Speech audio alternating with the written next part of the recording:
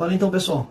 Recebi aqui uma pergunta de um assunto que eu gosto bastante, né? Se o calvinismo pode ser considerado uma seita.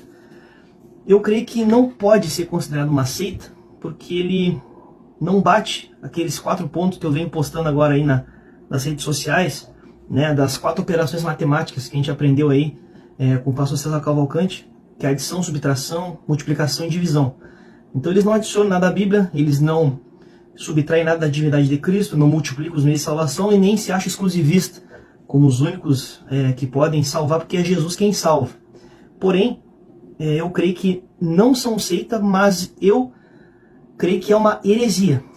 E explico por quê. Porque é o seguinte, a heresia, ela tem por característica escolher um lado da verdade. Porque a heresia, se nós formos estudar o termo héresis, do grego, ela significa exatamente escolha. Então se escolhe um lado da verdade. Qual é a verdade que eles escolhem? Eles escolhem que Deus é soberano. E de fato Deus é soberano. Só que nessa escolha da soberania de Deus, eles deixam em detrimento o amor de Deus, né, que é um dos atributos também grandiosos do Senhor. E por isso eles cometem vários erros. Como por exemplo, Deus decretou a queda do homem, Deus decretou o pecado, Deus decretou os assassinatos, as mortes. As perversões todas foi ordem, decreto de Deus, que Deus decretou. Jesus não morreu por todos, ele morreu por alguns, né? A expiação limitada. Então isso é algumas das heresias que eu considero do calvinismo.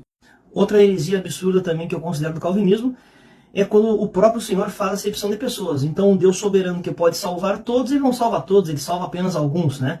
Então isso é outra coisa assim que vai totalmente contra os atributos de Deus, do amor de Deus, né? Principalmente o amor de Deus. Então eles colocam a soberania num alto nível, Deus é soberano, faz o que quer e tal, né? Quase um déspota, faz uma caricatura de Deus, exagerando alguns pontos, que é uma característica da caricatura, é isso, né? Exagera alguns pontos, mas deixa em detrimento outros, que são muito importantes. Então Deus decreta alguém para a salvação e já decreta outro para o inferno antes dele nascer.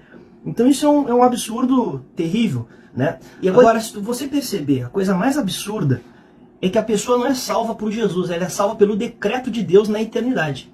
Não sei se você já tinha pensado sobre isso, mas quando esse conhecimento chegou até mim, eu comecei a raciocinar, eles que defendem tanto a salvação pela graça, a salvação por Jesus, mas na verdade, na visão calvinista, Jesus ele só veio fazer uma encenação, porque ele já está salvo antes da fundação do mundo. Então, já foi decretado todas as coisas, antes de que Deus criasse tudo, já está decretado. Aí você vai dizer, não, mas nós fomos escolhidos antes da fundação do mundo. Sim, mas é pela presciência de Deus, que Deus sabia quem escolheria, quem decidiria e quem aceitaria. Isso é bíblico. Agora, você dizer que Deus salvou por decreto, sem tu fazer nada, sem tu escolher, simplesmente pelo bel prazer, você não é salvo por Jesus, você é salvo pelo decreto. Então isso é outro absurdo, outra heresia do calvinismo que eu considero também que você deveria pensar sobre isso.